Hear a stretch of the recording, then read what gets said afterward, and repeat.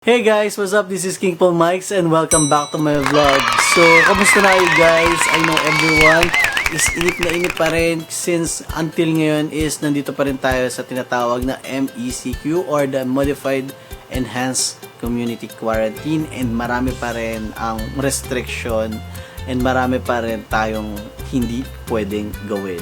Like nga nung pagta-travel, so napaka-limited ng travel natin. Hindi tayo makapag-travel basta-basta out of the country or local. Napaka-strict ngayon ng mga policy with regards to travel. So, I'm doing this video guys kasi gusto kong i-share yung hindi ko pa na-upload na video. Like, noong December yata yun, nakalimutan kung kailan to is, ngayon ko lang nakita ulit sa baul ng aking mga videos or mga dito sa folder sa aking computer. Hindi ko pala na-share sa inyo yung travel ko sa Ilocos. Kaya guys, in this video is i-share ko sa inyo ang throwback travel ko sa Ilocos Sur way back yata nung December pa. And ginawa ko to kasi guys, alam ko marami sa atin nakakamiss na mag-travel. Even ako syempre, gustong gusto ko na mag-travel. So ayun guys, marami nakamiss mag-travel. So alam ko everyone is excited. Kahit ako kasi, excited din ako mag-travel. Sana anytime soon, lumuwag na and bumaba na yung mga cases ng COVID. Okay guys, so hindi ko na patagalin. Sabay-sabay natin panoorin ang travel ko sa Ilocos Sur. Tara! Hey guys, good afternoon. Actually, it's 12 PM na. And yeah, so konti pa lang ang tulog ko at nandito ako ngayon sa Vigan Ilocos Sur. So exactly sa Kalye Crisologo, tanghaling tapat. And maganda dahil konti lang ang tao. Alright, so bakit nga ba ako nandito sa Vigan? Actually, kasama ko yung mga groomers ko. And while sila ay nag-groom ngayon dun sa Kabugaw, Ilocos Sur, is nandito ako ngayon sa Vigan. Kasi meron akong vlog before na hindi ko na-upload.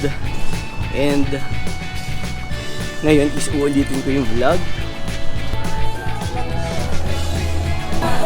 Maganda ngayon kasi konti lang yung tao. Walang masyadong, usually kapag gabi, kung mariretrieve ko lang yung isa kong vlog, maganda meron ako ditong shot ng gabi. Maganda siya, maraming ilaw. Pero ngayon, tanghali. So, hanap tayo ng kakainan. Yan, nakikita niyo. At tayo makakainan kasi it's already 11:39. Wow! Okay, so ito yung kabilang side. And marami pa ditong mga souvenir shop na makikita. And usually hotel.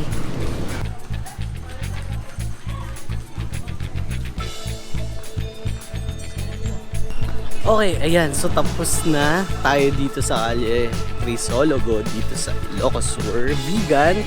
And pupuntahan naman natin ay ang susunod na location, which is yung Baluarte. Wala akong idea kung ano pa yon. So tara, samahan nyo. Hi guys! Welcome back to my channel. This is King Paul Mikes. And ngayon is nandito tayo ngayon sa Baluarte. This is zoo dito sa Vigan Ilocos Sur.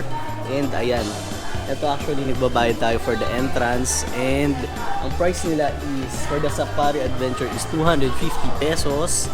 And ngayon mag-isa tayo, mag-aantay tayo ng shuttle. So sabi is 250 pesos lahat tayo na inclusions. So samahan nyo guys, ikutin natin. And kung ano yung mga makikita natin. I know sinabi sa akin makakita daw tayo ng giraffe. So let's see. Sakay na po sir. Alright guys, habol tayo. Hindi na lang kuya. Hello.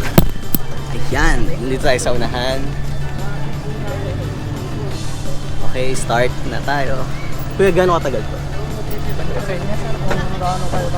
Oo, sinabi nga parang bababa daw. Tapos mag-aantay ulit ng bagong shuttle. Okay.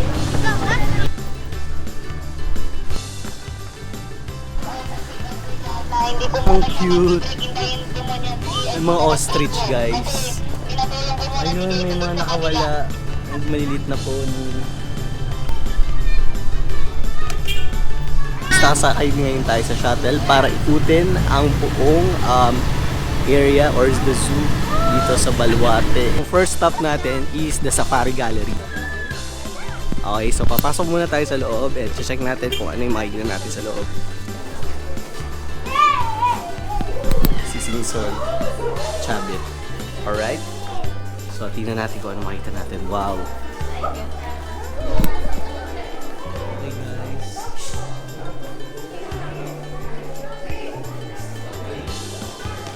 Okay, I think nakikita natin ngayon is mga ang tawag doon, yung parang mga preserve na iba't ibang klase ng mga animals.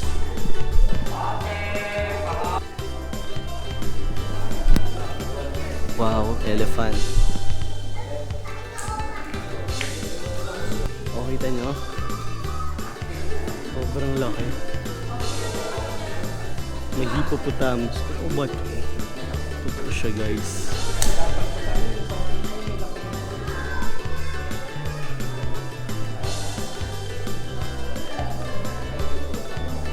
Totoo sila, guys. Wow. Ayan po, leopard and fox.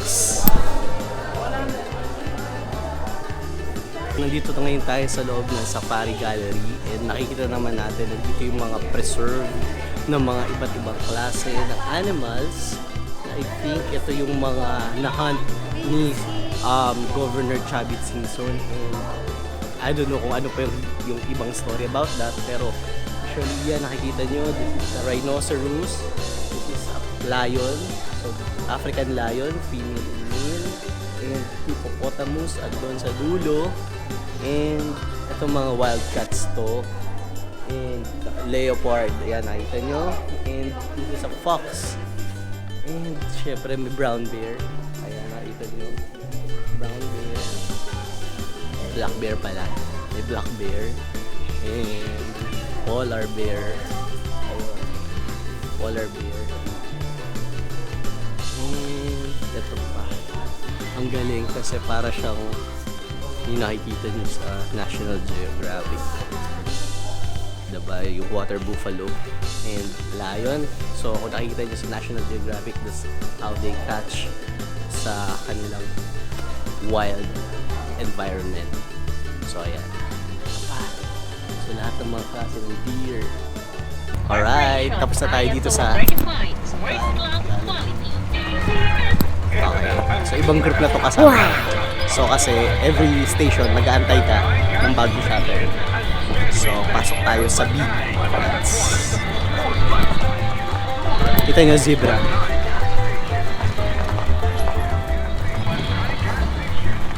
Okay guys, so yan ang next station naman na binabaan natin ngayon is the Safari Hotel. So I think they have accommodations here kasi ayan, nakikita ko yung mga rooms sa paligid, the pool area,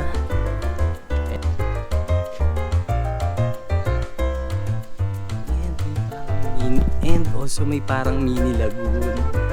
Tingnan natin. Ayun, oh, kita nyo. Parang mini lagoon dito. Ayan. And may mga ducks.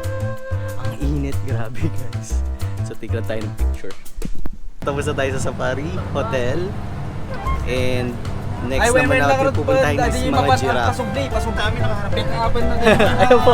Ano po? Taga Bulacan po kayo, no? Bulacan naman. Taga Bulacan po sila. Taga Pasig po ako eh. Mas malayo ko pa pala. Okay lang. Sige. Ayan. Saan ba namin mapapanood yan? Ang channel ko po, King Paul Mikes. Saan yan? Sa YouTube po. YouTube. Kasi hanapin namin na. Opo. King Paul King Paul Mikes. Ano ko yan? Opo. Para ano tayo? Nakikita nyo po yung mga antelope? Sila po yung mga impala, tawag po dyan. Di ba? Antelope po yan. From Africa. Okay. Sila po yung mas madaling magparami. Bali yan po yung mga anak po nila. Yan o. Ang dami nga nila sa paligid. Ano yan? Nagkanan, di ba kinakarne yan? Di po sir, mahal po mga yan. Mahal ba? Opo ma'am. Nararami lang. Bali yun po yung pinakamalaking antelope po, mga sable. Tawag po dyan. Then yung nasa dulo, mga inyala. Inyala. Ayun po, mga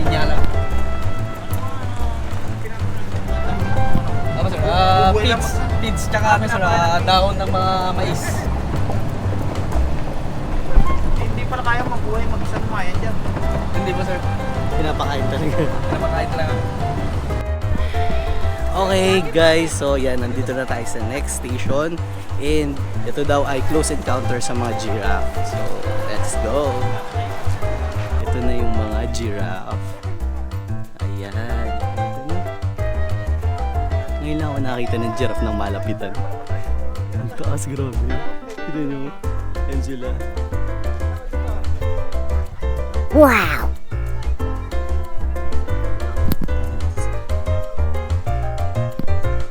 Hello. Hi, lumayo sila. Sila sa atin. Wala tayong pagkain.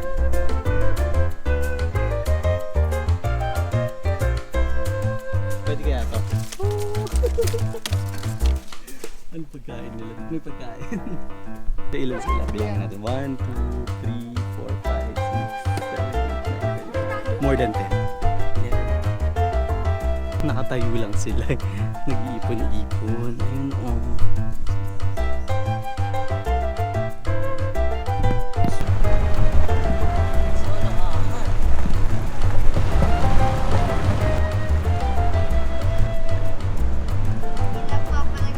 After ng giraffe and safari hotel, nandito naman tayo ngayon sa reptile area. And try natin pasukin, okay? So ito yung mga reptile, basically mga snakes. Hello. So yung snakes.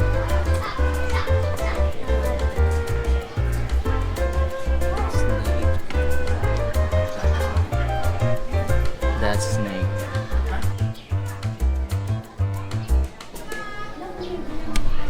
Iguanas guys, ayan, iguanas. So ayan pa, may mga snakes and ayan yung mga visitors pa.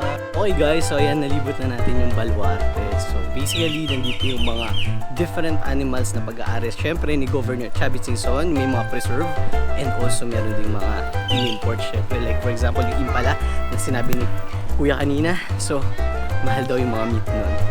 And mahal din mag-alaga nun. Okay, balik na tayo sa kotse. And next destination naman tayo. Siguro punta tayo sa Bell Tower. Okay.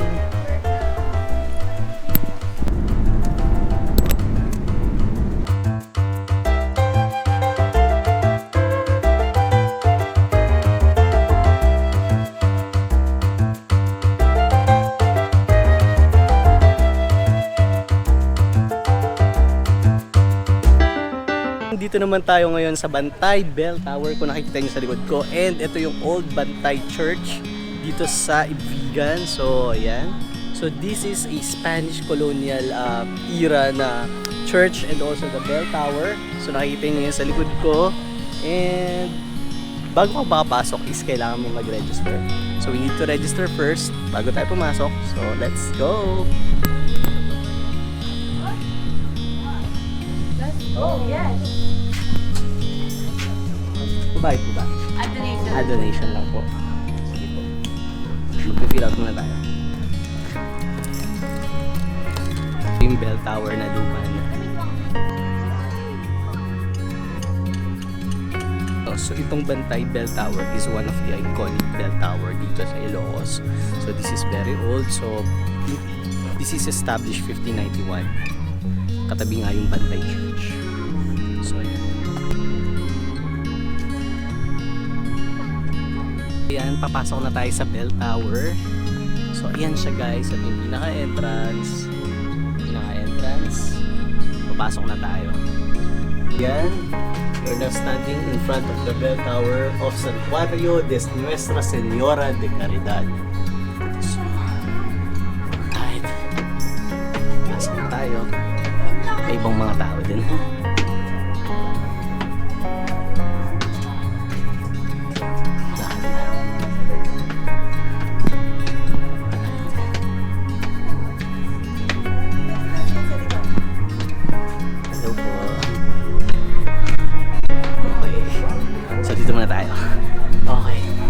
Dito sa side na to, nakikita natin, yan, may sementeryo. sa side na to. Okay. And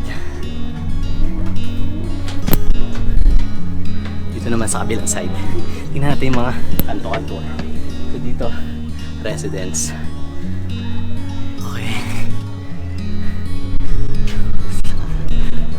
And dito naman sa side na to is yung front. Ito yung church. Ito yung in front ng bell tower. And dun yung Vigan. Yung pinakadulong yan. Yun yung Vigan. Okay.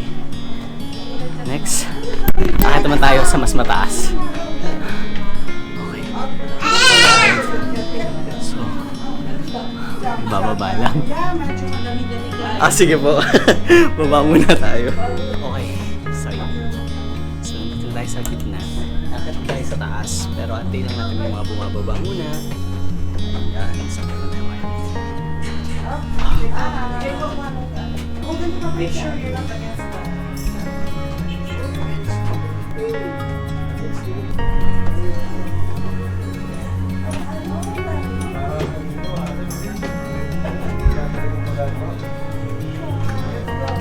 Okay, ito na yung pinakatuktok, guys. Okay, so yan. Nandito na tayo sa pinaka-top ng tower. So yan pa rin sa side. Cemetery. And this is the bell. The bells.